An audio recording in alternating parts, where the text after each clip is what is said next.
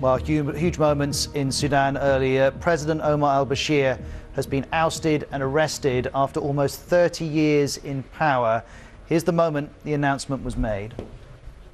The Security Committee, including the armed forces and other parties, have decided to execute what the head of the regime did not account for, taking full responsibility to change the entire regime during a 2-year transitional period, during which the armed forces will primarily be in charge of ruling the country and stopping bloodshed.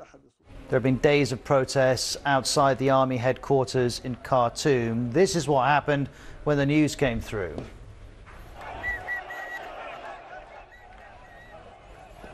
People were, of course, thrilled. They were celebrating with some members of the military, as you can see, and all of this follows several months of protest. But perhaps one image more than any other has come to symbolize what's happening. This is from a few days ago. It was very widely shared on social media, and the woman who's pictured here has a message for all of us, saying Sudanese women have always participated in revolutions. If you see Sudan's history, all our queens have led the state.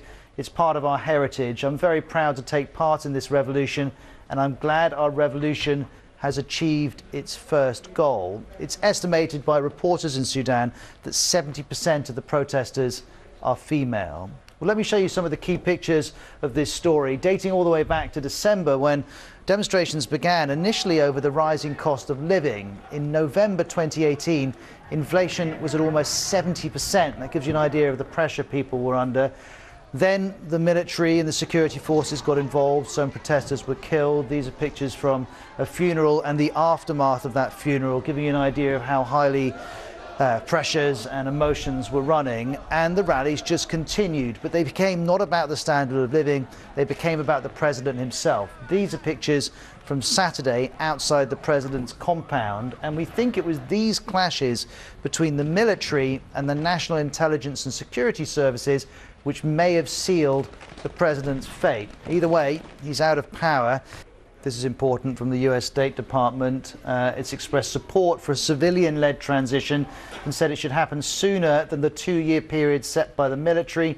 It goes on, the Sudanese people should determine who leads them, and the people are demanding a civilian-led transition, and the position is that they should be allowed to do so sooner than 2 years from now. So the Americans taking a very close interest. And to pick up on what Anne Soy was saying, the International Criminal Court issued arrest warrants for Omar al-Bashir in 2009 and 2010, all connected to alleged genocide, war crimes and crimes against humanity in Darfur in Western Sudan. Now, the ICC's website describes him as at large. It says until he's transferred to The Hague, the case remains in a pre-trial stage.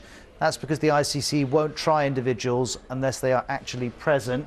Here's Ken Roth from Human Rights Watch saying it's not enough that he's been ousted. His victims and the need to establish the rule of law and signal an end to mass atrocities demand that he be sent to the ICC. Well, we'll have to see if that comes to pass.